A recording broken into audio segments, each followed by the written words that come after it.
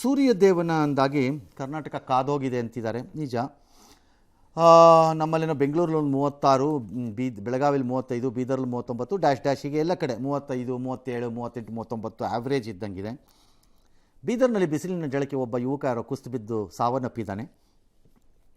All right. ಕೆಲವು ಕಡೆ ಎಲ್ಲ ಆಸ್ಪತ್ರೆಯಲ್ಲೇನೋ ಫ್ಯಾನು ಎಲ್ಲ ಕಿಮ್ಸಲ್ಲೆಲ್ಲೋ AC ಎಲ್ಲ ಕೆಟ್ಟೋಗಿತ್ತಂತೆ. ಆಮೇಲೆ ನಮ್ಮಲ್ಲೇನೋ ಒಂದು ವರದಿ ಹಾಕಿದ್ರಂತೆ. ಆಮೇಲೆ ಓಡ್ ಬಂದೇನೋ ಅದನ್ನು ರಿಪೇರಿ ಮಾಡಿ ಒಂದೆರಡು ಫ್ಯಾನು ಗೀನು ಕೊಟ್ರಂತೆ. All right. ನೀವು ವರದಿ ಮಾಡಿದ ಮೇಲೆ ಕೊಡಬೇಕು ಅಂತೇನು ರೂಲ್ ಇಲ್ಲ. ನೀವು ಮೊದಲು ಕೊಡ್ಬೋದು, ಕೊಟ್ಟರೆ ನೀವೇ ದೊಡ್ಡವ್ರು ಆಗ್ತೀರಿ. ಬಟ್ ಏನೋ ಸ್ವಲ್ಪ ನಾವು ಇದ್ದೀವಿ, ರಾಜ್ಯಕ್ಕೆ ಗೊತ್ತಾಗಲಿ, ಫೇಮಸ್ ಆಗೋಣ ಅಂತ ಹಾಕೋದಾದರೆ ಸಂತೋಷ, ನಮ್ಮದೇನು ಅಭ್ಯಂತರ ಇಲ್ಲ. ಇನ್ನು ಬೆಂಗಳೂರಿನಲ್ಲಿ 45 ವಾರ್ಡಲ್ಲಿ ಬೆಂಗಳೂರಿನಲ್ಲಿ ಬಿಸಿಲು ತಾಪಮಾನದ ನೀರಿನ ಸಮಸ್ಯೆ ಇದೆ. ಬೆಂಗಳೂರಿನಲ್ಲಿ ನೀರಿನ ಸಮಸ್ಯೆ ಹೆಚ್ಚಾಗತ್ತೆ ಅನ್ನೋದಕ್ಕೆ ಕಾರಣ ಇಡೀ ಬೆಂಗಳೂರು ಕಾವೇರಿ ನೀರನ್ನು ಸರಬರಾಜು ಮಾಡಿಸ್ಕೊಳ್ಳೋ ಬೆಂಗಳೂರು ಅಲ್ಲವೇ ಅಲ್ಲ. ಭಾಳ ಜನ ಹಂಗೆ ಅನ್ಕೊಂಬಿಟ್ಟಿರ್ಬೋದು ನೀವು. ಬೆಂಗಳೂರು ನಗರದಲ್ಲಿ ಕಾವೇರಿ ನೀರು, ಬೆಂಗಳೂರಿಗೆ ಕಾವೇರಿ ಇದ್ದರೆ 60% ಏನೋ ಎಷ್ಟು ಕಾವೇರಿನೇ ಅಲ್ಲ ಬೆಂಗಳೂರಿಗೆ. ನಮಗೆ ಕಾವೇರಿ ನೀರು ಇಲ್ಲ ಅಲ್ಲಿಗೆಲ್ಲ, ಎಲ್ಲ ಬೋರ್ವೆಲ್ಲಲ್ಲಿ ಹೋಗಿದ್ದೀವಿ.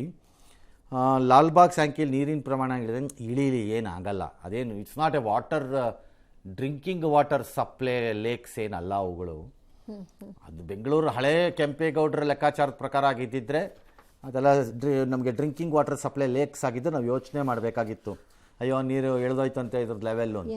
ಇಳೀಲಿ, ಏನು ಇಳಿದ್ರೆ ಏನು ದೇಶ ಬಿದ್ದೋಗ್ಬಿಡಲ್ಲ ಅಲ್ಲಿ.